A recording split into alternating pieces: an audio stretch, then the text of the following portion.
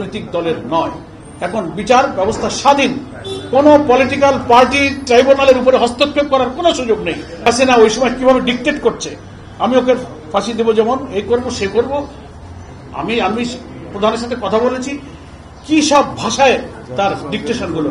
হ্যাঁ, জাতিসংঘের রিপোর্টে মানবাধিকার এবং গুম কমিশনের রিপোর্টের ডিটেলস আসছে। আমার মনে হয় আমরা সবাই সাংবাদিক সচেতন, ফলে প্রশ্নাতীত ভাবে এই বিচার হচ্ছে স্বচ্ছ।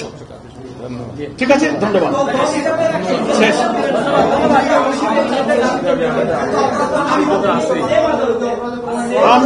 আমরা তো এই রাজনৈতিক দল হিসেবে তাদের কার্যক্রম যখন স্থগিত করা হলো, আমাদের দাবি ছিল, আমরাও তখন রাজপথে ছিলাম। এখন আমাদের 5 দফার মধ্যে ফ্যাসিস্টদের, দোসরদের রাজনৈতিক কার্যক্রম নিষিদ্ধের দাবি আমাদের অব্যাহতই আছে।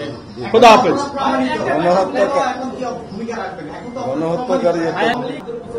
Wait and see. আসসালামু আলাইকুম।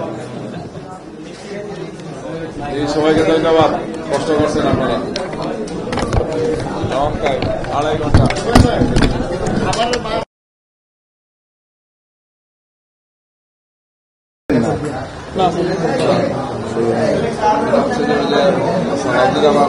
লাইভের কারণে দেরি হচ্ছে।